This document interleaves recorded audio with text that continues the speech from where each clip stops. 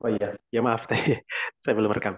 Oke, baik. Selamat malam, selamat datang rekan-rekan sekalian di pengantar kitab kita pada hari ini. Sekarang kita akan masuk kepada pembahasan mengenai kitab bilangan, tentang bilangan atau numbers ya, angka-angka.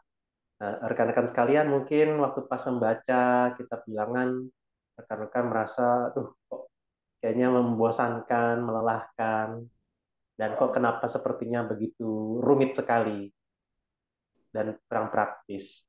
Nah, tetapi rekan-rekan, memang kalau sesuatu itu meskipun kesannya itu rumit, tapi sebenarnya itu diperlukan ya. Meskipun bukan berarti kita orang yang senang memperumit sesuatu dan cari-cari masalah. Tetapi rekan-rekan, misalnya kalau rekan-rekan melihat kursi seperti ini, kursi kayu seperti ini nampaknya sangat sederhana sekali bentuknya, tetapi sebenarnya kalau kita lihat secara detail, maka rekan-rekan akan melihat bahwa ini bukan sebuah hal yang sederhana untuk bisa batang kayu di sebelah sini bisa cocok dengan yang vertikal seperti ini, bagian kemudian untuk punggungnya seperti ini bisa tepat dan rata seperti ini. Itu kan tidak mudah ya rekan-rekan, butuh kerumitan tanda kutip.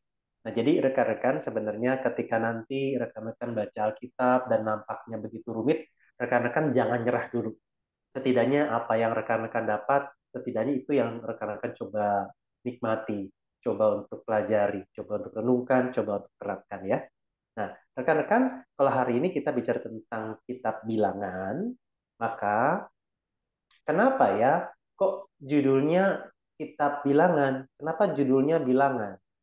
Nah, ini ada penjelasannya, yaitu kalau dalam bahasa Ibrani memang bukan kitab bilangan atau numbers dalam bahasa Inggris, tetapi kalau dalam bahasa Ibrani atau dalam Alkitab Perjanjian Lama yang memang terjemahan asli berbahasa Ibrani, judul kitab itu seringkali diambil dari kata atau beberapa kata pertama di dalam kitab tersebut. Nah, misalnya kalau kitab bilangan, nah, kalau di dalam bahasa aslinya itu ada kata-kata ya dalam bahasa Indonesianya ya, itu di padang gurun. Jadi di padang gurun Musa begini begini begini begini. Nah, jadi judul kitab tersebut adalah Padang Gurun, Kitab Padang Gurun. Nah, kenapa? Karena sebagian besar isi dari kitab ini memang mencatat sejarah bangsa Israel saat mengembara di padang gurun selama 40 tahun. Nah, tapi kalau Alkitab kita di dalam bahasa Indonesia mengikuti terjemahan bahasa Yunani dari Perjanjian Lama. Nah, rekan-rekan mungkin semoga nggak terlalu bingung ya. Tadi yang mau saya jelaskan adalah begini, kenapa ya kitab yang kita pelajari ini namanya kitab bilangan. Nah, kitab bilangan atau kata bilangan itu sendiri diambil berdasarkan terjemahan dari Perjanjian Lama yang berbahasa Yunani atau istilahnya itu Septuaginta atau LXX. Nah, ini informasi saja. Nah, jadi di dalam Alkitab Perjanjian Lama berbahasa Yunani ini, kitab keempat dari Perjanjian Lama ini disebutnya arithmoi dalam bahasa Yunani, artinya bilangan. Nah, kenapa kitab ini kemudian disebut atau diberi nama kitab bilangan? Karena ada berbagai angka yang dituliskan di situ, disebutkan di situ, dijabarkan di situ. Khususnya kalau nanti rekan-rekan baca pasal 1 sampai 3, ada semacam sensus di situ, penghitungan tentang angka-angka jumlah suku-suku Israelnya, jumlah orang-orang dari suku Israel tersebut. Dan kemudian nanti ada sensus yang berikutnya di pasal yang ke-26. Jadi bicara tentang sensus berarti bicara tentang angka, bicara tentang bilangan. Sehingga kitab keempat di dalam Alkitab kita disebutnya kitab bilangan. Nah, kita lanjut kepada bagian yang berikut, yaitu lingkup cerita. Cerita dari kitab bilangan itu cerita tentang apa ya? Nah, Alkitab kita, khususnya kitab bilangan ini, masih ada kaitannya dengan kitab-kitab sebelumnya. Jadi, kitab bilangan itu mengisahkan berbagai peristiwa, berbagai perintah, berbagai contoh, berbagai kehidupan yang terjadi di masa dari antara keluarnya Israel dari Mesir hingga menuju ke tanah Kanaan. Sedikit lagi masuk ke tanah Kanaan. Nah, jadi tepat setahun sesudah Israel keluar dari Mesir, mereka itu berkumpul di Gunung Sinai untuk menerima petunjuk tentang Taurat dan Kemah Suci. Nah, itu tentang Kitab Imamat. Jadi lokasi mereka berkumpul di Gunung Sinai untuk menerima petunjuk tentang Taurat dan Kemah Suci. Nah, sesudah itu kita bilang mencatat tentang cerita mengenai 1 bulan sesudah pasal terakhir dari kitab Keluaran. Jadi ada semacam kesinambungan, ada kaitan dan kelanjutan dari kitab Keluaran, Imamat, dan kemudian yang sekarang yaitu kitab Bilangan. Nah, tema kitab Bilangan ini apa sih? Tema utamanya, pesan utamanya. Nah, ada beberapa hal yang kita bisa lihat di sini, yaitu pada intinya adalah umat Allah itu harus hidup berdasarkan iman kepada janji dan firman Allah kalau mereka ingin bergerak maju. Makanya rekan-rekan kalau misalnya sempat mengingat kisah di dalam Bilangan pasal 13, mereka ini nggak berani maju gara-gara ada pengintai-pengintai yang bilang orang-orang kanan itu gede-gede, besar-besar, menyeramkan seperti raksasa dan orang-orang Israel ini seperti belalang sehingga ketika mereka memberikan laporan seperti itu, maka orang-orang Israel yang mendengar langsung ciut, langsung kecut, langsung nggak berani, nggak mau maju untuk menuju ke tanah Kanaan. Nah, jadi memang kitab Bilangan ini menceritakan berbagai macam kegagalan, baik itu kegagalan bangsa Israel, termasuk juga kegagalan Miriam dan Harun, di mana mereka ini sempat menghina, merendahkan Musa, padahal sebenarnya karena kan perlu diketahui, Miriam, Harun, dan Musa, mereka itu kakak beradik. Mereka kakak beradik. Nah, cuma Miriam dan Harun ini merasa emangnya cuma Musa yang bisa memimpin. Ketepatan juga dengan kasus di mana Musa ini punya istri orang non-Israel. Nah, jadi kasus-kasus terjadi, 10 pengintai yang memberikan laporan yang tanda kutip busuk, yang membuat orang-orang Israel ciut. Bahkan di dalam kitab ini juga dikisahkan tentang Musa yang gagal, yang tidak mampu mengendalikan emosinya sehingga dia marah kepada orang Israel yang menggerutu waktu mereka minta air.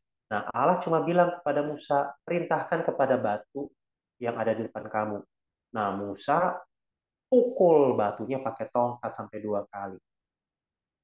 Nah, memang akhirnya air keluar. Tetapi di situ kemudian Tuhan bilang, ya gara-gara kamu yang tidak mampu menguasai emosimu itu, kamu tidak bisa masuk ke tanah perjanjian. Nah, tapi meskipun demikian, rekan-rekan, ini yang menarik. Allah cuma minta Musa untuk berseru kepada batu agar keluar air. Musa pukul pakai tongkat sampai 2 kali, ternyata keluar air juga. Jadi nampaknya bahwa Allah ini seperti tidak ingin mempermalukan hambanya. Kan bisa saja ketika Musa pukul tongkatnya sampai 2 kali, Allah kemudian diam aja, Allah nggak mau melakukan mujizat. Tapi kenyataannya Allah tetap melakukan mujizat sehingga akhirnya air keluar dan orang Israel bisa minum. Nah, ini semata-mata karena Allah tetap setia kepada janjinya bahwa orang Israel itu harus sampai ke tanah perjanjian. Nah, yang berikutnya adalah begini rekan-rekan. Kalau nanti rekan-rekan membaca perjanjian baru, kadang-kadang ada bagian-bagian dari kitab bilangan yang dikutip di dalam perjanjian baru. Misalnya Yohanes 3:14 bicara tentang seperti halnya ular tembaga yang ditinggikan di atas tiang, demikian juga anak manusia akan ditinggikan, maksudnya meskipun itu artinya disalibkan. Jadi ini banyak kali kutipan-kutipan dari kitab bilangan yang kemudian diambil di dalam perjanjian baru, itu pada umumnya bicara tentang betapa seriusnya dosa. Jadi kitab bilangan ini dikutip di perjanjian baru, khususnya ketika membahas tentang hati-hati jangan main-main dengan dosa. Lihat kasus yang terjadi di dalam kehidupan orang Israel. Jangan menganggap enteng kasih dan kemurahan hati Tuhan. Jangan mempermainkan kesempatan dan pengampunan Tuhan. Nah, kemudian kalau nanti rekan-rekan lihat juga, atau mengingat kembali kitab bilangan, di situ mengisahkan tentang penghitungan. Makanya tadi sempat saya singgung ya, tentang sensus, penghitungan atau pencatatan jumlah penduduk Israel pada waktu itu. Nah, kenapa dilakukan? Karena ini merupakan persiapan untuk penaklukan tanah perjanjian secara militer melalui perang. Nah, jadi rekan-rekan kalau nanti baca kembali kitab bilangan, maka kira-kira pembagian kitabnya seperti ini ya. Seperti ini. Jadi diawali dengan penghitungan dan pengaturan generasi pertama untuk menjadi tentara Allah. Itu mulai pasal 1 ayat 1 sampai pasal 10. Nah, tapi generasi pertama ini kemudian gagal. Mulai pasal 10 ayat 11 sampai pasal 25 ayat 18 mencatat tentang kegagalan generasi pertama. Dan ini sorry, ini ada kesalahan pengetikan ya. Di sini maksudnya penghitungan dan pengaturan generasi kedua. Ini bukan pertama. Mohon maaf. Ini kedua untuk menjadi tentara Allah. Jadi generasi pertama sudah dicatat untuk mempersiapkan diri masuk, tapi ternyata kemudian mereka gagal. Maka karena mereka gagal, kemudian generasi kedua dicatat. Nah, jadi nanti di dalam kitab bilangan ini dikisahkan tentang ada dua generasi yang dicatat. Sehingga kalau nanti rekan-rekan baca kitab ulangan juga, maka rekan-rekan akan mendapatkan kesimpulan bahwa generasi pertama ini akan mati semua di padang gurun. Hanya dua orang yang dari generasi pertama ini yang kemudian bisa masuk ke tanah Kanaan, tanah perjanjian, yaitu Yosua dan Kaleb. Sisanya mati di padang gurun, bahkan termasuk Musa tidak bisa masuk ke tanah perjanjian. Nah, yang masuk ke tanah perjanjian adalah generasi kedua, alias anak-anak dari orang-orang generasi pertama yang keluar dari Mesir. Nah, jadi ibaratnya begini, generasi pertama sudah gagal, mereka tidak masuk ke tanah perjanjian. Nah, sekarang giliran kamu generasi kedua. Maukah kamu masuk ke tanah perjanjian? Bersediakah kamu masuk ke tanah perjanjian? Nah, itulah kira-kira semacam pesan utama dari kitab ini. Sehingga ini juga menjadi pesan utama buat kita juga. Di tengah-tengah berbagai macam orang yang gagal menjalani kehidupan kerohaniannya, nah sekarang pertanyaannya kepada kita semua. Bersediakah engkau untuk menaati Allah, untuk menjadi tentaranya Allah, sehingga meskipun mungkin ada orang-orang yang gagal, rekan-rekan bersedia untuk menjadi tentaranya Allah. Jadi nuansanya di dalam kitab bilangin adalah bicara tentang nuansa peperangan. Tapi memang bedanya kalau mereka peperangan secara fisik melawan bangsa-bangsa Kanaan, kalau kita bukan. Kita bukan bicara tentang perang melawan sesama manusia, tapi kita bicara tentang peperangan rohani. Peperangan rohani di mana di situ kita berperang melawan tiga hal, yaitu iblis, nilai-nilai duniawi, dan kedagingan. Iblis artinya bicara tentang ada roh jahat, ada iblis yang berusaha untuk menjauhkan manusia dari Tuhan. Entah dirasuk, entah digoda melalui berbagai macam dosa, ataupun juga diberikan berbagai pandangan-pandangan dan nilai-nilai duniawi. Bahwa kalau kamu ingin bahagia, kamu harus ini itu. Kalau kamu ingin diterima oleh orang-orang, harus begini begitu. Kalau kamu pengen kaya dan sukses, harus begini begitu. Bahkan dulu saya punya saudara ya, kalau kamu pengen kuat, sakti, kebal, kalau berantem selalu menang, pergi ke Gunung Kawi. Dan akhirnya famili saya ini pergi ke Gunung Kawi dan memang punya kekuatan fisik yang lebih hebat, jago berantem, bahkan punya tenaga dalam yang bisa melontarkan orang dari jarak tertentu. Tapi singkat cerita akhirnya dia nggak tahan, dia nggak betah, dan ketika akhirnya dia sakit badannya, dia minta mamanya untuk kerokin karena dia pikir dia masuk angin. Saat mamanya kerokin dia, dari punggungnya keluar beling, kaca-kaca beling, rontok semua dari punggungnya. Nah, artinya teman-teman sekalian, ini salah satu contoh bahwa iblis menggunakan berbagai macam nilai-nilai dunia supaya cepat kaya, supaya cepat sukses, cepat berhasil, cepat dapat jodoh, cepat eh, mengalahkan orang lain, cepat menyingkirkan orang lain, dan sebagainya. Cepat diterima, cepat bahagia, tapi akhirnya menuai kejahatan dan menuai kemalangan. Ataupun juga berperang melawan kedagingan. Kedagingan di sini maksudnya adalah dorongan hawa nafsu kita.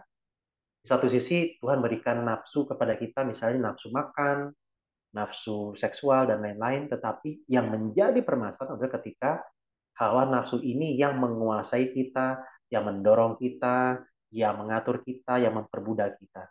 Nah, disinilah kita harus berperang, rekan-rekan. Sehingga melalui kitab bilangan ini, ketika Allah seperti sedang mempersiapkan generasi kedua untuk berperang ke tanah Kanaan, karena generasi pertama sudah gagal, tidak mempercayai Allah, maka sekarang kita diajak untuk siap-siap berperang secara rohani melawan tiga hal ini: iblis, keduniawian, dan kedagingan. Nah, karena itu rekan-rekan sekalian, melalui mengantar kitab bilangan ini bicara tentang peperangan, maka saya mengutip bagian ini ya. Ada sebuah gambar di internet yang saya dapat, perhatikan kalimatnya, sangat menolong sekali, sangat mendukung kita untuk lebih siaga lagi. Dikatakan, God didn't call you to a playground, but a battleground. Kalau diterjemahkan ke dalam bahasa Indonesia, Allah tidak memanggil kita ke tempat bermain untuk kita senang-senang dan kemudian kita nggak waspada. Melainkan Allah memanggil kita kepada medan peperangan, di mana di situ meskipun kita bisa menikmati alam dan keindahan alam dan juga pemberian-pemberian Allah, tapi kita mesti waspada, ada iblis yang tidak pernah tinggal diam untuk menyerang kita.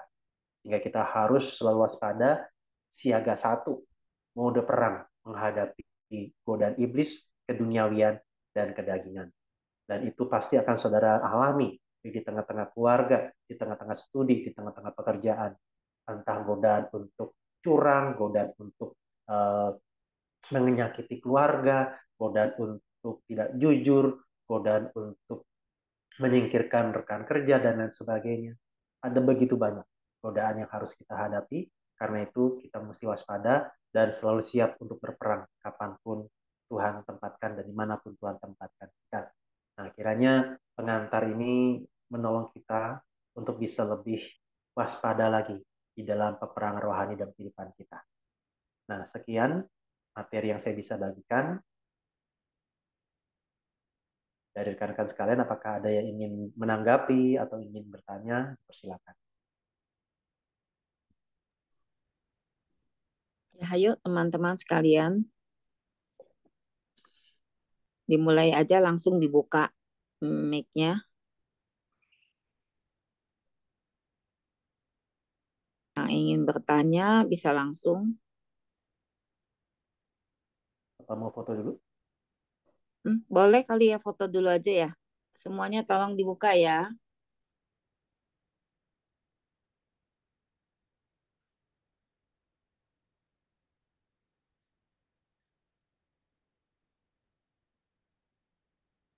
Pak Andreas, boleh dibuka kameranya Pak Andreas?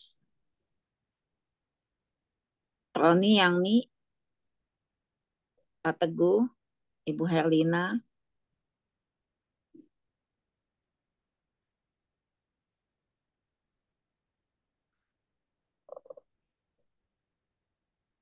Yang Ni-nya mana, Ron? Pak Teguh? Oke. Ah, Oke, waduh Pak siap ya Teguh. rekan-rekan ya. Sudah siap Satu, semuanya? dua, Oke. satu, dua, Senyum tiga. dong. Satu, dua, tiga. Oke. Ya, oke. Ayo silakan yang mau bertanya, langsung aja buka mute-nya. Saya bertanya Pak Braham. Oh iya, Ya, silakan.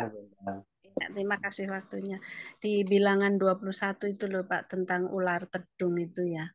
Itu kan Musa diminta Tuhan untuk membuat ular tedung, apa patung ya, tembaga begitu. Biar setiap orang yang kena ular tedung itu tidak mati karena bisanya, hanya dengan melihat uh, patung tembaga itu. Lah, ini kok di sini menurut pemahaman saya Tuhan kok mengajari untuk penyembahan berhala ya. Jadi minta kesembuhan kepada patung itu. Tapi saya percaya mesti Tuhan punya maksud lain. Nah, ini penjelasannya bagaimana Pak Braham? Terima kasih. Ya, baik. Tadi dari bilangan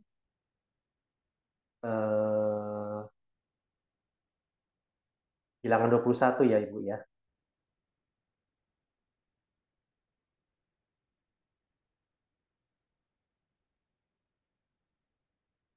Ya, jadi ini memang menariknya begini. Eh, yang pertama, kalau itu diperintahkan oleh Allah, maka ini bukan di dalam penyembahan berhala yang akan menjadi niatnya orang-orang Israel pada waktu itu. Itu yang pertama. Nah, yang kedua, bicara tentang penyembahan berhala, seringkali yang menjadi godaan bagi orang-orang Israel untuk penyembah berhala itu adalah dewa yang sifatnya itu untuk menolong kehidupan mereka secara sehari-hari.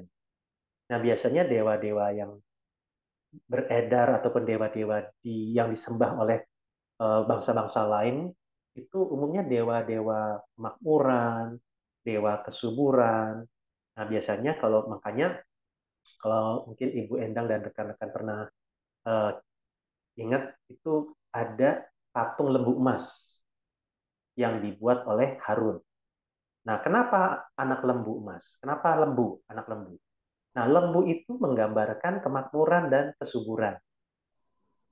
Nah, jadi kan kita bisa bayangkan ya, misalnya ada sapi, ada kambing, ada ayam. Nah, kira-kira rekan-rekan kalau disuruh pemilih mau memakan daging yang mana tuh? Daging sapi, daging ayam, atau daging Kambing. kambing? Ya, sapi. Sapi ya, karena kan gede, terus dagingnya banyak, dan juga Nah, ya dari situ juga bisa didapatkan kenyang. susu gitu. Nah, jadi memang biasanya gambaran dewa-dewa yang mereka sembah itu gambaran dewa-dewa yang menggambarkan kesuburan, karena mereka pengen kesuburan, kemakmuran, kesejahteraan. Nah, kalau ular itu biasanya jarang menjadi sesembahan. Nah, jadi itu. Nah, kalaupun sesembahan biasanya lebih menakutkan buat mereka, meskipun kadang-kadang ular Iya ya menggambarkan Pak, kan di, kebijaksanaan. di kejadian kan malah menjadi musuh ya Pak. Tapi kayak gimana itu Pak hubungannya, Nah, jadi memang penjelasannya? yang ketiga, sekarang masuk kepada poin yang ketiga. Jadi ular tedung tembaga ini itu memang dikaitkan dengan ular tedung yang menggigit orang-orang Israel pada waktu itu. Ya, Jadi heeh. di situ yang mau ditekankan adalah iman. Iman kepada perintah Allah. Bahwa kalau kamu ingin sembuh dari sakitmu, kalau kamu tidak ingin mati karena bisa ular itu, percayalah kepadaku dengan cara melihat, menatap kepada ular yang ditinggikan. Nah, ini yang menariknya. Dari sini, orang Israel diajak untuk mengalami mujizat dengan mengimani perkataan Allah tersebut. Jadi kuncinya di situ, iman kepada Allah. Nah, nantinya bagian ini menjadi ilustrasi tentang Yesus. Jadi dari eh, peristiwa tersebut, dari peristiwa tentang ular tembaga yang ditinggikan oleh Musa di padang gurun itu, kemudian Tuhan Yesus menyampaikan maknanya di dalam Yohanes 3 ayat yang ke-14. Jadi saya coba tampilkan saja ya. Jadi di dalam ayat tersebut, nah ini, Yohanes 3 ayat 14 dan 15. dan 15. Iya. Apakah sudah kelihatan di sini? Iya. Dan sama seperti Musa meninggikan ular di padang gurun, demikian juga anak manusia harus ditinggikan supaya setiap orang yang percaya kepadanya beroleh hidup yang kekal. Nah, jadi ternyata peristiwa patung ular itu menjadi gambaran seperti inilah untuk manusia bisa mengalami kebebasan. Anak manusia harus ditinggikan, dalam artian ditinggikan di sini bukan dipuji-puji, tetapi ditinggikan maksudnya adalah digantung di kayu salib. Nah, ketika orang-orang kemudian melihat kepada anak manusia disalibkan, mengimani dia, maka orang yang percaya kepada Kristus yang tersalib ini akan beroleh hidup yang kekal. Nah, jadi peristiwa dipagutnya orang-orang Israel dengan bisa ular dan kemudian bisa sembuh dengan menatap patung ular ini sebenarnya adalah alat peraga untuk manusia bisa percaya pada Kristus. Caranya seperti itu. Begitu. Ya. Iya, gitu. Terima kasih Pak Bram. Ya, sama-sama Bunda.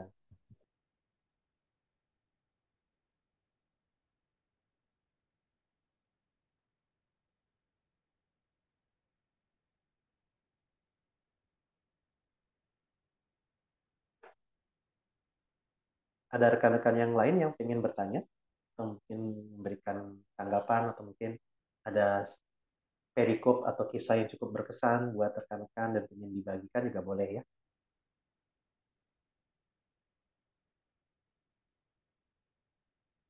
Tentang Bileam mungkin ada yang berkesan. Oh iya Pak, saya tanya Pak. Baik, silakan Pak Teguh. Tadi Bapak udah ingatkan tuh. Yang mana Anu, Pak?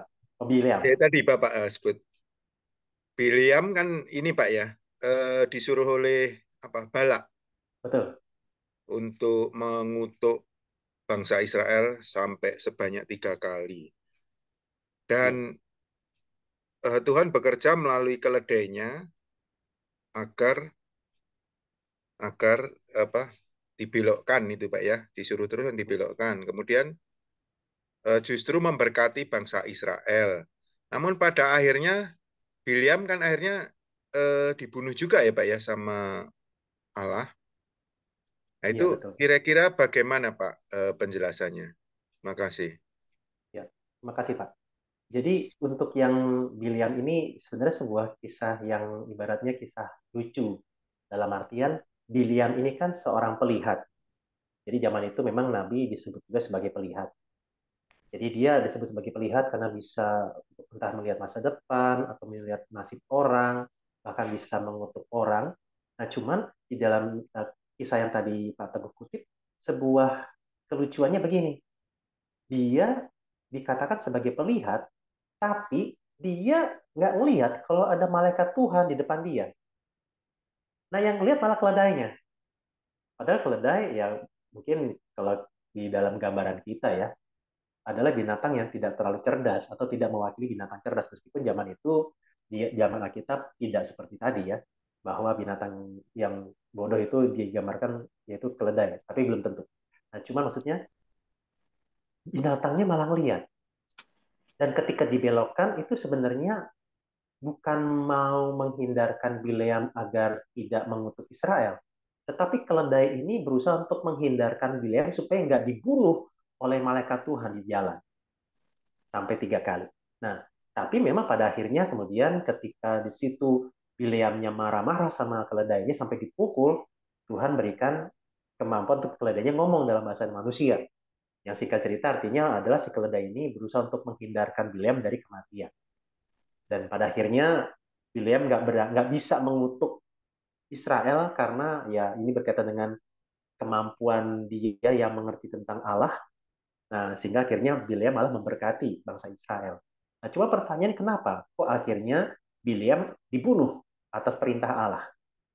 Karena kalau rekan-rekan khususnya Pak Teguh ya, melihat tentang kisah di Baal Peor, jadi orang Israel ini dilindungi oleh Allah sehingga nggak bisa dikutuk oleh Bileam. Nah, cuma Bileam ini pinter, dia cerdik. Dalam artian begini, sebagaimana dia berusaha untuk mengutuk Israel nggak bisa-bisa karena dilindungi oleh Allah, maka yang paling bisa menghancurkan orang Israel adalah Allahnya orang Israel. Nah, gimana caranya supaya Allahnya orang Israel itu bisa menghancurkan orang Israel? Jawabannya adalah, nah ini atas nasihat Bileam, Bileam menyuruh perempuan-perempuan asli Kanaan itu, perempuan-perempuan di daerah Baal Peor itu, Midian dan lain sebagainya, untuk menggoda para laki-laki Israel. Sehingga orang-orang Israel ini kemudian pacaran, menikah, dan akhirnya mereka menyembah berhala dari istri-istri mereka. Sehingga akhirnya apa? Allah hukum orang-orang Israel karena orang-orang Israel menyembah berhala. Nah, jadi itu yang membuat akhirnya Bileam dibunuh oleh Allah karena dia tidak bisa mengutuk bangsa Israel karena Allah melindungi bangsa Israel, sehingga logika dia adalah karena Allah begitu melindungi Israel, berarti yang bisa menghancurkan Israel adalah Allahnya orang Israel. Dan untuk Allahnya orang Israel bisa menghukum Israel, caranya adalah buat orang Israelnya untuk berzinah dari Allah secara rohani dengan menyembah berhala. Nah, gimana caranya? Orang Israel menyembah berhala, ajak mereka untuk kawin dengan perempuan-perempuan penyembah berhala. Nah, itu Pak.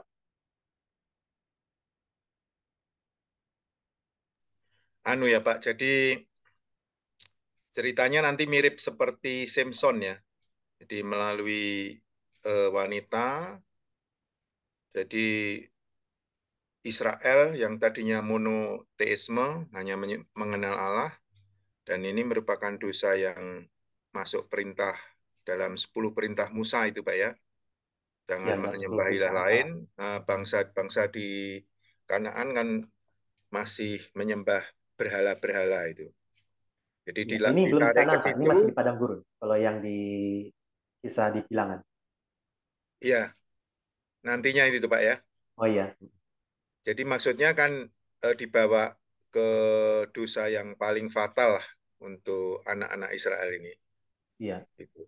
Dan dari kisah ini, anu Pak ya, eh, kita boleh melihat bahwasanya Allah yang dikenal di dalam perjanjian pertama ini Allah yang benar-benar seolah-olah tanda kutip kejam gitu Pak ya. Jadi langsung hukumannya mati gitu. Kalau kita melihat membaca rentetan di kemah-kemah suci, harus begini itu kan mengerikan sekali itu Pak anunya. Hmm. Eh, apa kewajiban dan konsekuensi logisnya apabila itu tidak dilaksanakan. Langsung pada saat itu juga penalti itu jatuh gitu loh Pak. Iya, Pak. Memang demikian Pak ya pengertiannya itu Pak. Meskipun memang ini agak-agak dinamis ya, Pak. Maksudnya nggak nggak hanya begitu. Misalnya yang tadi sempat saya ceritakan bahwa Musa itu sempat melanggar Iya, instruksinya Allah. Nah, Allah iya, nggak langsung hukum dia. Gitu. Jadi memang di satu sisi ada kalanya hukuman itu langsung terjadi saat itu juga. Ada iya, kalanya hukuman itu agak lama dilakukan, tapi prinsipnya ketika kenapa ya? Kok ada kalanya begitu dilanggar aturannya langsung dihukum. Misalnya kalau yang ada tentang seorang Israel yang menikah dengan orang non-Israel dan akhirnya punya anak seorang pemuda yang kemudian menghujat nama Allah, akhirnya dia dirajam sampai mati. Nah, berarti itu kan langsung saat itu juga ya, yang iya, melanggar langsung dihukum. Nah, jadi memang di satu sisi begini, ketika sebuah aturan dibagikan, disosialisasikan kepada umat, nah, kalau ada kasus pelanggaran seperti itu dan tidak langsung mendapatkan hukuman saat itu juga, yang menjadi pemikiran dari orang Israel apa nantinya? Mereka akan berkata, oh ternyata aturannya begitu fleksibel ya, begitu lunak ya, begitu lembek sehingga gampang gampang aja kita bisa melanggar. Nah, jadi memang ini karena masa-masa semacam perintisan sehingga ketika aturan yang diberikan tidak ditepati, tidak ditaati dan tidak ada konsekuensi apa-apa, ini akan memberikan dampak yang sangat buruk di masa depan. Jadi itu Pak yang membuat kenapa kok sebuah aturan begitu dilanggar langsung kena hukuman. Jadi karena Allah sedang membangun sebuah umat dengan berbagai panduan, ketika mereka melanggar dan tidak ada hukuman, bahayanya adalah mereka akan menjadi orang-orang yang sangat kompromistis. iya. Apakah gara-gara itu sehingga seperti kita kenal sekarang ini Yahudi atau Israel ini menjadi bangsa yang ini Pak ya, keras kepala, tegar tengkuk, dan yang paling penting Pak ya, ujung-ujungnya mereka kan tidak, sampai sekarang kan Pak, orang-orang Yahudi itu tidak mau mengakui bahwa Yesus Kristus itu sebagai Sang Mesias atau sebagai penyelamat, dan mereka masih menanti-menanti datangnya Sang Mesias dengan meratap di tembok ratapan. Pengertian saya demikian, apa benar itu, Pak? Jadi ya memang kita perlu bedakan antara orang Yahudi atau orang Israel dengan agama Yahudi atau Yudaisme. Jadi ada orang-orang Israel atau orang Yahudi yang beragama Yudaisme atau menganut agama Yahudi, tapi ada Ya, juga orang-orang Israel atau orang Yahudi yang misalnya menjadi Kristen. Jadi memang eh, kita perlu bedakan antara orang Yahudi dengan agama Yahudi. Ada orang Yahudi yang menganut agama Yahudi, ada juga orang Yahudi yang menganut agama lain, gitu Pak. ya, Kan ada juga yang orang Yahudi yang nggak punya agama, gitu. ya, ya. Maksud saya yang penganut Yahudi itu Yahudi. sampai sekarang mereka masih tidak mau mengakui bahwasanya Yesus Kristus itu diutus oleh Allah turun ke dunia membawa misi salvation itu tadi, Pak. Iya betul Pak. Jadi mereka Benar masih ya? masih menolak, masih mengharapkan Mesias yang sesuai Ya. dengan harapan mereka. Kira-kira ini mohon sekalian, Pak. Kira-kira mereka itu mengharapkan Mesias yang spesifikasinya macam mana gitu, Pak? Ya, jadi memang ini mungkin permasalahan juga dalam mereka membaca Perjanjian Lama, Pak. Jadi Ya, Perjanjian Lama itu kan beberapa kali mengisahkan tentang Mesias ini, pribadi yang diurapi Allah ini adalah sosok yang begitu berwibawa, sosok yang penuh dengan kekuatan dan kejayaan. Nah, jadi itulah gambaran dari sosok Mesias. Tapi memang di dalam kitab Yesaya ada juga sosok tentang Mesias itu adalah sosok yang menderita, sosok yang ya. tidak diinginkan. Cuma memang permasalahan mereka adalah mereka ibaratnya hanya melihat dan hanya menyukai apa yang sesuai dengan harapan mereka. Jadi istilahnya itu selective observation. Hanya mengamati apa yang mereka sukai. Yang nggak disukai mereka Hmm. buang. Nah, yang mereka sukai adalah punya Mesias yang penuh dengan kekuatan, kemenangan, dan kejayaan. Nah, kenapa mereka punya cara melihat seperti ini? Jawabannya adalah karena bangsa Israel ini adalah bangsa yang terlalu banyak dijajah oleh kerajaan lain. Jadi bahkan Perjanjian Lama mencatat itu mereka dijajah oleh Mesir, diperbudak oleh Mesir, kemudian nanti waktu pas masuk tanah perjanjian di zaman hakim-hakim mereka juga dijajah oleh Midian, Filistin, nanti juga dijajah setelah nanti selesai masa Salomo, Yerobeam, Rehabeam, dan seterusnya nanti mereka dijajah Asyur atau kerajaan yang selatan dijajah Babel, Persia, nanti Yunani, kemudian Romawi. Jadi kita bisa bayangkan mereka pasti capek sekali menjadi bangsa yang terus-menerus dijajah beratus-ratus tahun. Jadi mereka berharap punya juru selamat yang bisa mengeluarkan mereka dari penjajahan secara fisik. Meskipun nanti memang di dalam kedatangan Yesus yang kedua, kita akan melihat, termasuk orang-orang ini juga akan melihat, bahwa Mesias itu datang di dalam kemenangan, kekuatan, dan kejayaan. Hmm. Makanya nanti semua lutut bertelut, semua lidah mengaku bahwa Yesus Kristus adalah Tuhan bagi kemuliaan Allah Bapa. Di Nah, jadi kisah memang para rasul, Pak ya. di yang ayat yang tadi saya sebut itu di Filipi 2, Pak. Filipi 2 ayat 11. Filipi 2. Dan saya juga membaca apakah konteksnya pas dengan yang saya maksudkan, apakah ketidakmengertian orang Yahudi, maksud saya agama Yahudi ini, apakah karena masih selaput matanya masih diselubungi perkataan yang Tuhan berikan itu, Pak? Matanya tertutup sampai nanti akan dibukakan sendiri. Apakah konteksnya ke sana, Pak?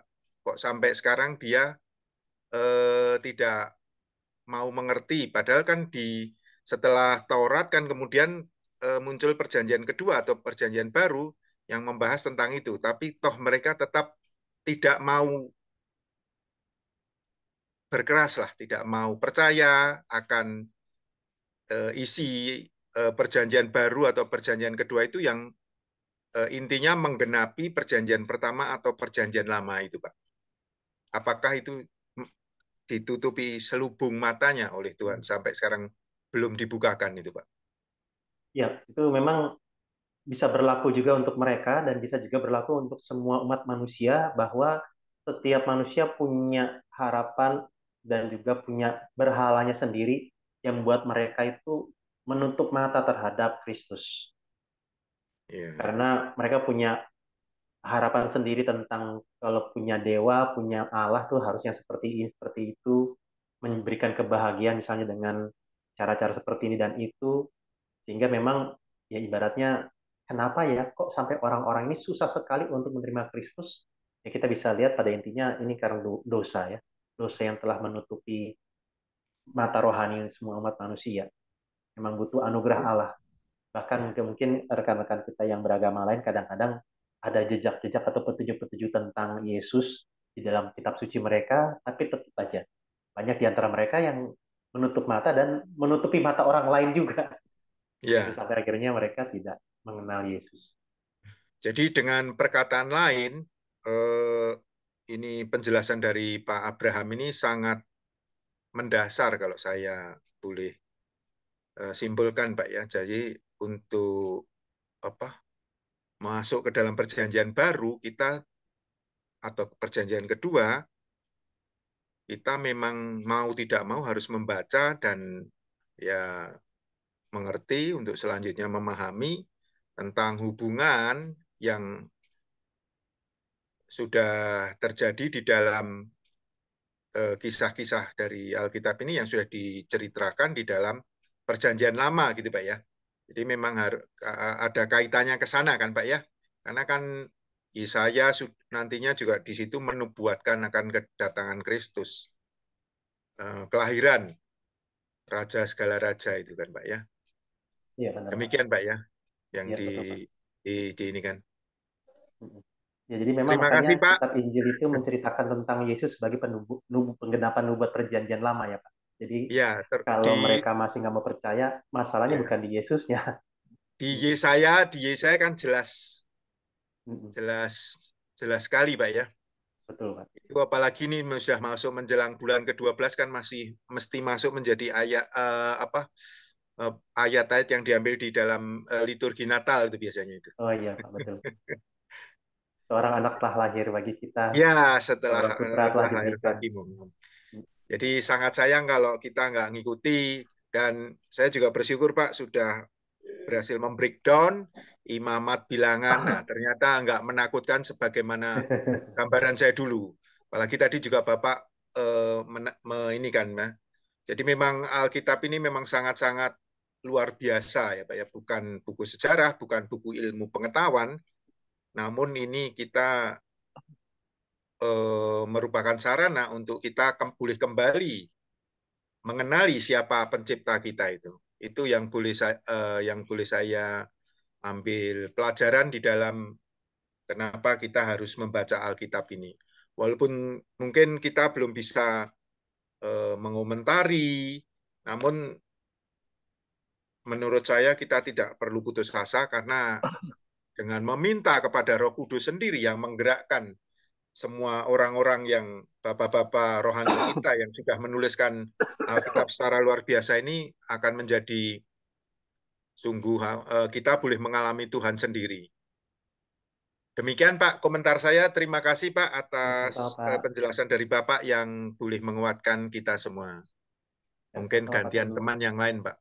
Terima kasih. Terima kasih Pak Teguh. Ya. Dari rekan-rekan yang lain mungkin masih ada yang ingin menanggapi atau ingin bertanya, silakan.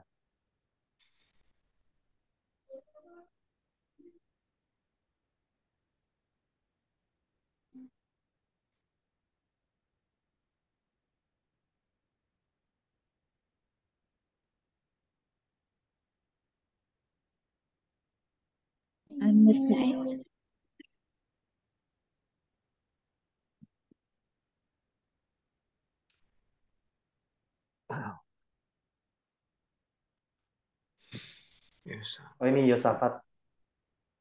Iya, Grace. mau nanya nih. Jadi kan yang namanya Ibrahim sama Abraham, itu bedanya apa? Terus yang kedua, eh Ismail anak perjanjian kenapa ya di agama sebelah? Oh oke. Terus apa bedanya sama Ishak? Ya, itu aja pertanyaannya. Yes. Oke. Ya, jadi Ibrahim dengan Abraham. itu kalau dalam bahasa Ibraninya ya Abraham ya Abram, itu bahasa Ibrani. Nah, kalau dalam bahasa Arab Ibrahim. Jadi itu sebenarnya sih mirip-mirip ya, tapi ibaratnya satu dibuat dalam bahasa Ibrani, satu dalam bahasa Arab. Abraham jadi Ibrahim dalam bahasa Arab. Nah, tapi bahasa Ibrani dengan bahasa Arab itu sebenarnya masih satu rumpun. Masih satu rumpun, mirip sekali. Jadi kalau mau pelajari bahasa Ibrani dan bahasa Arab, salah satu ciri khas yang sama adalah tulisannya itu dari kanan ke kiri. Sama-sama dari kanan ke kiri. Nah, makanya jadi mungkin mirip-mirip ibaratnya kayak bahasa Mandarin dengan bahasa Jepang, dengan bahasa Korea itu masih mirip-mirip. Meskipun memang kalau bahasa Korea kan banyak bulat-bulatnya ya. Bulat garis begitu. Nah, itu contohnya. Nah, itu. Nah, kemudian tentang anak perjanjian. Nah, kalau di dalam Alkitab, anak perjanjian yang Allah janjikan untuk mewarisi berkat Abraham adalah Ishak, bukan Ismail. Jadi di dalam Alkitab, di dalam yang kita percaya sebagai orang Kristen, Allah memberikan janji berkat kepada Abraham dan keturunannya. Nah, janji ini akan diterima melalui Ishak. Makanya nanti kalau di dalam Alkitab kita, baik perjanjian lama atau perjanjian baru, waktu Allah memperkenalkan diri, seringkali dia bilang, aku adalah Allah Abraham, Ishak, dan Yakub. Jadi jelas itu, Allah Abraham, Ishak, dan Yakub. Nah, tapi memang Alkitab kita juga menceritakan bahwa meskipun Hagar bukan istri yang memang ditunjuk oleh Allah untuk menerima janji sehingga anaknya menjadi anak perjanjian, tapi Hagar punya anak yaitu Ismail, tetap diberkati Allah sehingga nanti Ismail menjadi sebuah bangsa yang besar. Nah, jadi yang prinsip yang kita perlu lihat adalah bahwa bahkan meskipun Ismail bukan anak perjanjian, tapi karena dia adalah anak dari Abraham, Ismail ikut tanda kutip kecipratan berkatnya, gitu. Jadi Allah itu karena sudah berjanji kepada Abraham, maka orang yang hidupnya terkait dengan Abraham itu ikut menikmati berkat yang Allah janjikan kepada Abraham. Tapi anak perjanjian tetap bukan Ismail, melainkan Ishak. Nah, kalau ada rekan-rekan dari agama yang lain membelokkannya atau mungkin melihatnya dari Ibrahim ke Ismail, itu berkaitan dengan kitab suci mereka yang mereka imani ya, yang mereka percayai. Meskipun kalau kita lihat di dalam kitab kita jelas itu berbeda ya, bahwa bukan Ismail yang menjadi anak perjanjian. Nah, kalau pihak mereka bilang Ismail yang menjadi anak perjanjian, yaitu berdasarkan kitab suci mereka. Tapi memang mereka dengan berbagai ajaran dan kitab sucinya itu baru ada itu tahun 500-an Masehi. Sedangkan Alkitab kita ini perjanjian lamanya itu sudah ada bahkan sebelum tahun 0 Masehi. Jadi kita bisa lihat ya, maksudnya begini.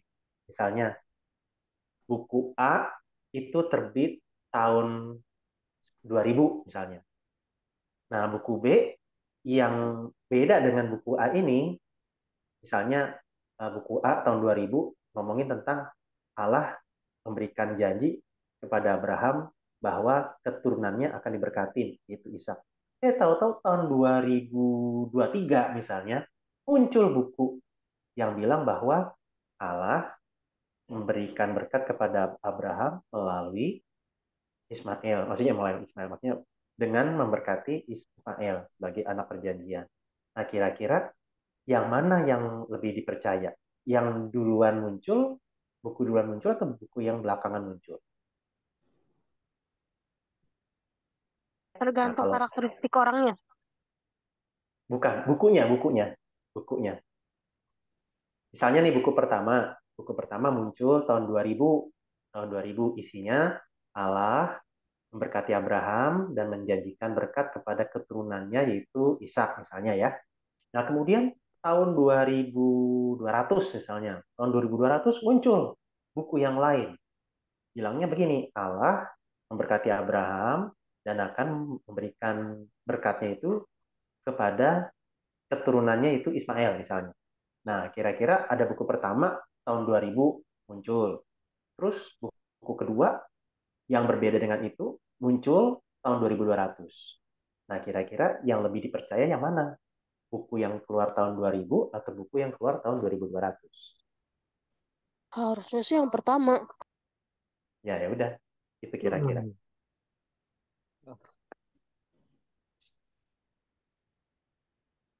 Itu ya, semoga bisa ini lebih Oke, yakin. thank you. Oh, ini ada yang bertanya secara ini ya, DM Pak TKP ya. Kalau nggak salah Quran baru ada tahun 600 sampai 725 Masehi. Apa benar demikian? Ya, itu sangat mungkin sekali, sangat mungkin sekali. Karena memang seperti saya sempat sebut tadi, eh, Nabi Muhammad itu muncul tahun 500 Masehi dan dalam perjalanannya itu memang nanti Quran dari agama Islam ini baru kemudian ada itu sesudah Muhammad meninggal.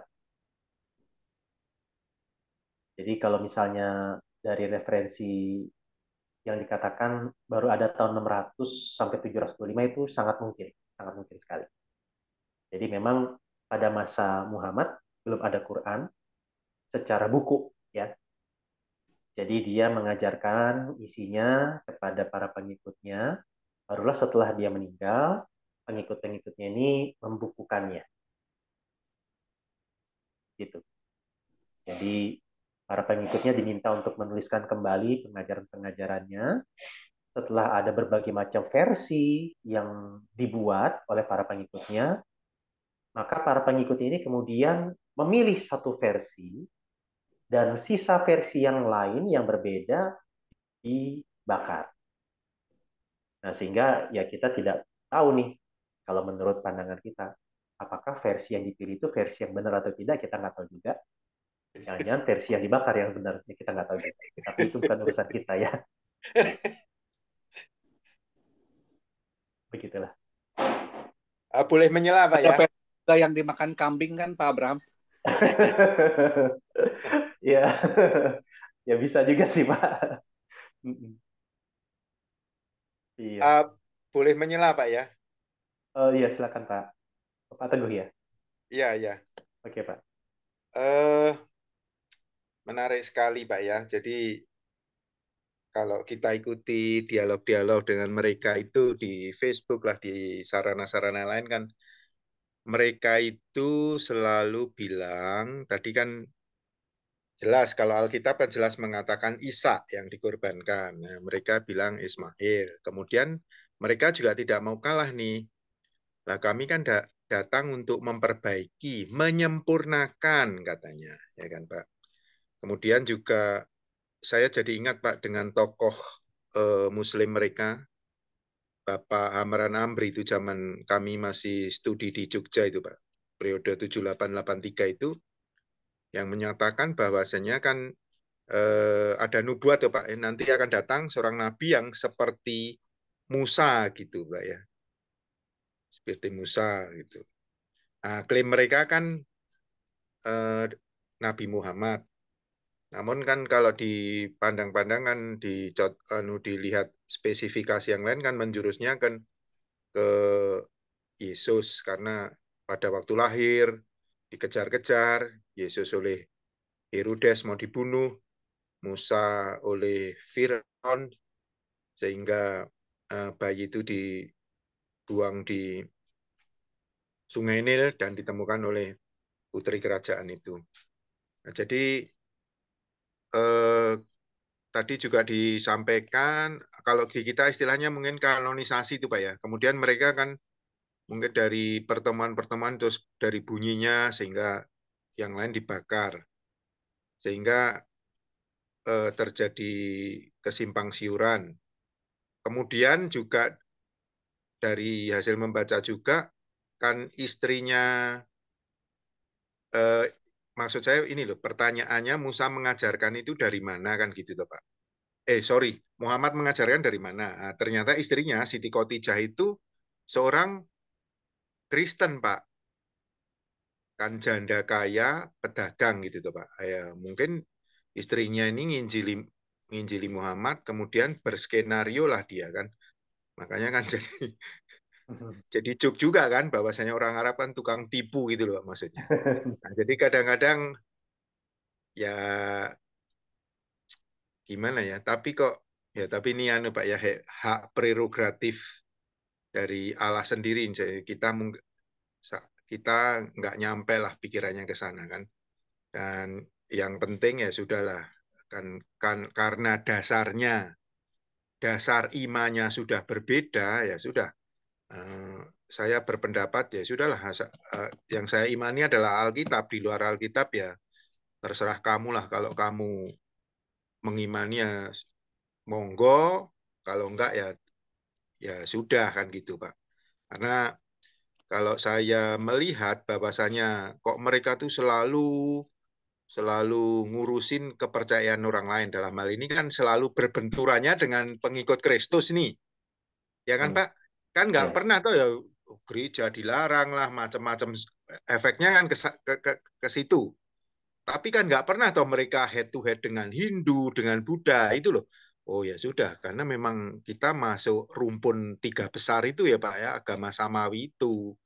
Nah gitu. Jadi kemudian mereka kan berbagai versi, aliran ini, aliran itu. Kita juga pusing kan Pak. Jadi mau bagaimana-bagaimana. Nah, ternyata kok mirip-mirip, mereka seperti Taurat kan, harus begini, harus begitu. Keluar dari kamar mandi, kaki kiri, kaki kanan. Aduh, ruwet lah pokoknya. Nah, makanya juga ya bersyukur lah Pak ya, bahwasanya kita pun juga misalnya kalau berdoa pun kan tidak harus, ya mungkin di perjanjian lama, perjanjian pertama, konon kita malah 7 waktu Pak ya, di kitab Daniel Pak ya, sembayangnya Iya betul Pak. tujuh, 7 tujuh waktu. waktu. Lah untung nggak diberlakukan gitu loh Pak. Jadi kan kalau demikian nanti kan kita justru titik beratnya itu ke ritual. Nah, padahal kan Tuhan Yesus waktu bertemu dengan perempuan Samaria kan, kamu tuh menyembah, nanti itu udah nggak ada itu menyembah di apa masjid apa Pak, Nabawi lah, apa, namun nanti kamu itu menyembah dalam roh, karena tubuhmu sendiri menjadi bait Allah yang diisi oleh roh. Roh kudus kan itu Pak pengertiannya. Nah, jadi ya bersyukur sekali lah, tentunya kita sudah mengamini, bukan maksudnya terus fanatik ya, kan repot Pak nanti kalau kita ada ajaran ini, kan ada lagi tuh Pak dulu apa, aku lupa namanya Pak, katanya itu yang merangkum dari berbagai macam agama, Hindu, Buddha, akhirnya agama komplementer itu. Ada itu Pak, ada kok Pak. Bapak mungkin namanya, aku lupa. Dulu waktu aku pas dinas di Bali pernah ketemu di diajak teman terus menghadiri yang ajaran itu Pak. Ada kitab sucinya juga itu. Wah itu apa? Eh, Diambil dari Kristen, dari Hindu, dari Islam, dari Buddha, demikian Pak. Itu. Begitu Pak, tambahan dari saya. Terima kasih. Ingin tanya Pak Oh Abraham, ya, oke, silakan Pak Herianto. kalau di agama X kan sebelah, kan di akhir zaman akan datang seorang penyelamat ya, Isa Al-Masih. Kalau di Kristen kan Yesus Kristus. Apakah sama? Suaranya kecil, suaranya gedean dikit.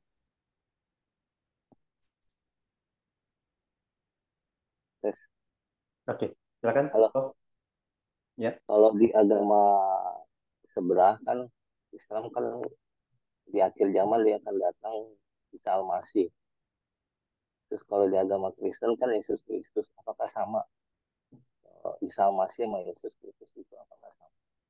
Abraham, mohon penjelasannya.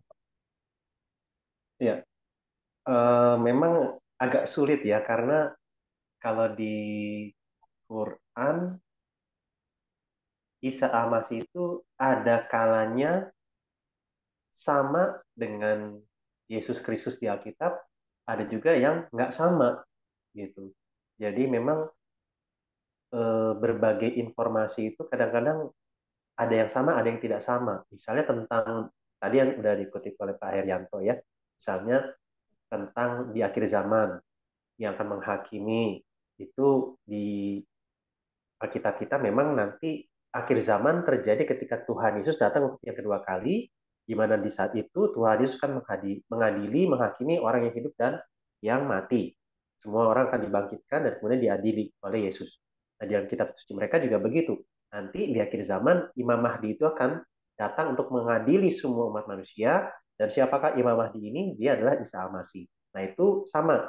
Tapi ada hal-hal yang berbeda yang nggak ada di Alkitab. Misalnya ketika Yesus itu atau Isa Al-Masih ya di dalam kitab suci mereka pas masih kecil itu main sama temennya, kemudian temennya mati. Nah, ketika temennya mati terus dibangkitin sama dia, sama Isa Al-Masih. Nah, itu kan tidak ada di Alkitab kita. Atau misalnya Isa Al-Masih yang dia membentuk seekor burung dari tanah, kemudian dihembusin nafas, terus burungnya terbang. Nah, itu juga nggak ada di Alkitab. Jadi ada hal-hal di mana memang Alkitab tidak mengatakan, Quran mengatakan, tapi ada kalanya memang berbeda. Salah satu perbedaan yang paling besar adalah di Quran, Isa Al-Masih tidak disalibkan.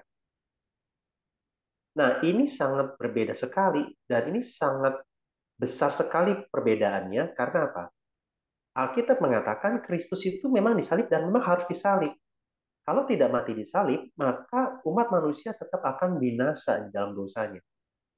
Nah, kalau Tuhan Yesus tidak disalibkan, kita tetap binasa, tidak ada keselamatan. Nah, jadi itu salah satu contoh perbedaan yang besar sekali dan itu menghilangkan intinya ketika dikatakan Isa Al-Masih sama dengan Yesus, di mana Isa Al-Masih itu tidak disalibkan. Jadi memang itu, ada hal-hal yang sama tentang Yesus dengan Isa, tapi ada juga hal-hal yang tidak sama. Nah, jadi ya kita susah juga untuk bilang apakah Yesus di dalam Alkitab adalah Isa Al-Masih yang di Quran. Gitu. Jadi ada hal-hal yang sama, ada hal-hal yang enggak. Kalau saya bantu jawab, Pak, menurut Oh ya, saya silakan Pak. beda, sama sekali beda. Gitu. Isa itu tidak lahir di bawah pohon kurma, gitu kan. Isa itu Ya, ya, Yesus lahir di kandang ya domba ya di dia Bethlehem. domba gitu. Terus dia membuat clay yang dihembus itu nggak ada semua di Alkitab gitu. Iya. Jadi yang jelas tegasnya beda gitu karena itu versinya Islam begitu. Bahkan secara kelahirannya kayaknya urutan kronologisnya juga berdekatan dengan Nabi Musa tuh kalau nggak salah. Gitu. Jadi beda sekali gitu. Ya, dibantu aja itu jawabannya beda karena kitab mereka tuh adanya tahun abad ke-6 gitu. Sementara Alkitab disusun oleh 1.500 penulis yang sudah ada sejak Masehi 0 Ya. gitu. Itu aja sih. Oke, makasih Pak TKP untuk tambahannya. Nah, jadi sudah makin jelas ya bahwa memang itu pribadi yang berbeda ya. Beda. Meskipun ada hal-hal yang sama tapi bukan orang yang sama. Ada satu lagi pertanyaan. Oh, silakan. Bangsa Israel kan keluar dari Mesir, dia kan mau menuju ke tanah Kanaan ya. Dia kan setiap jalan itu kan dia pasti ketemu bangsa. Apakah dia menjajah, maksudnya berperang kan ditulis kan dia kan berperang dengan bangsa Midian, berperang berperang dengan bangsa yang lain lah. Filistin juga pernah kayak.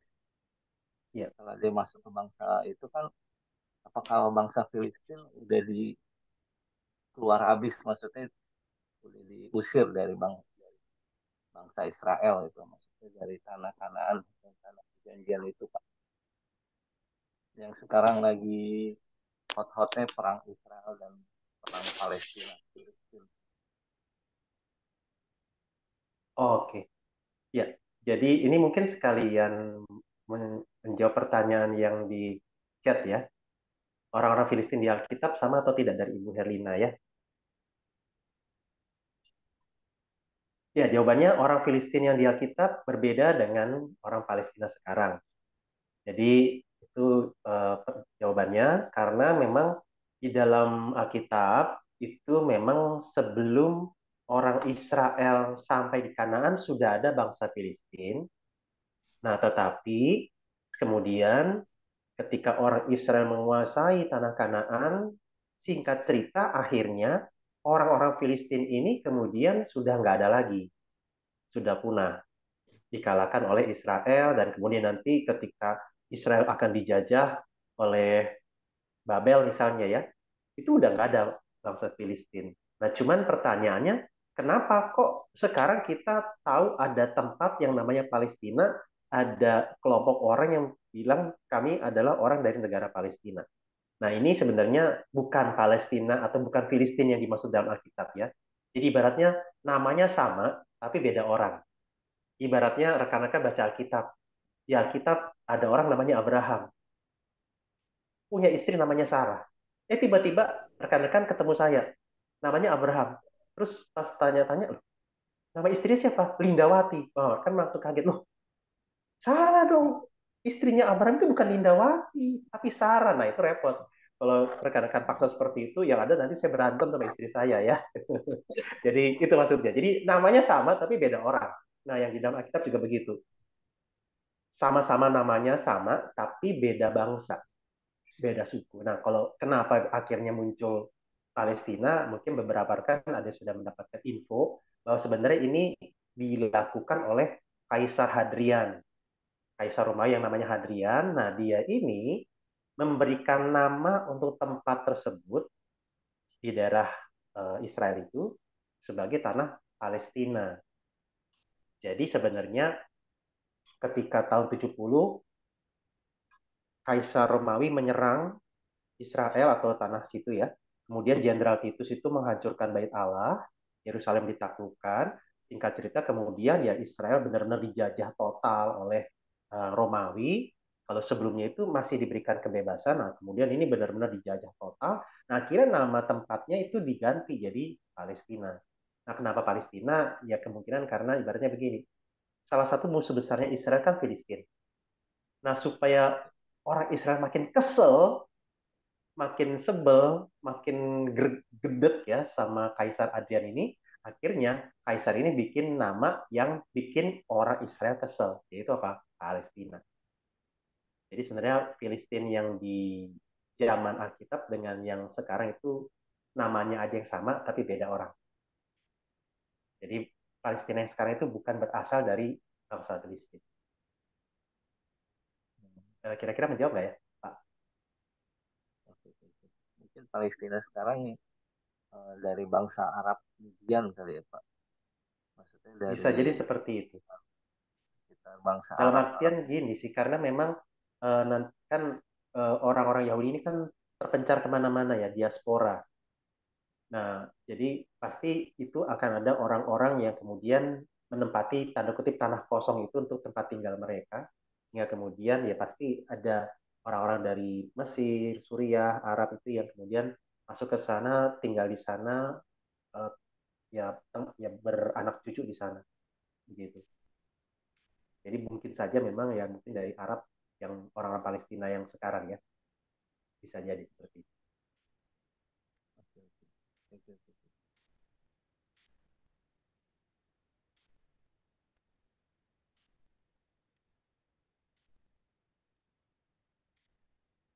Iya, oke.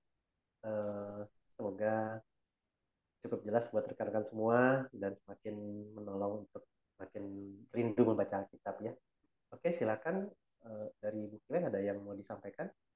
Oh ya, kita berdoa aja kali ya. Kita belum tutup dengan doa ya. Ini tadi ada pertanyaan lagi ya dari ini TKP. Oh, ini tambahan informasi. Jadi orang Palestina itu campuran ya antara Arab, bahkan ada darah Yahudinya juga. Ya, oke. Kalau nggak ada lagi, saya minta Pak Thinking Pink untuk menutup dengan doa. Mari kita berdoa. Bapak Surgawi, kami bersyukur untuk kesempatan kami boleh berkumpul pada malam hari ini. Banyak hal yang boleh diperbarui, banyak hal yang boleh kami peroleh, banyak hal juga pengetahuan-pengetahuan baru yang boleh kami dapatkan dalam pertemuan ini. Tuhan, berikan kami semua kesehatan, kekuatan ya Tuhan, untuk melanjutkan misi dan hidup kami untuk selanjutnya. Sebentar kami akan berpisah satu dengan yang lain, Tuhan. Kiranya Engkau sendiri yang akan menyertai kami satu persatu, memberi kami kesehatan, kekuatan, agar kami boleh melakukan kegiatan kami esok hari. Inilah doa kami, Tuhan. Dalam nama Tuhan Yesus kami berdoa. Amin. Amin. Terima kasih Pak Abraham dan teman-teman semua ya. Nanti Ya, kita makasih. akan lanjut lagi ya untuk yang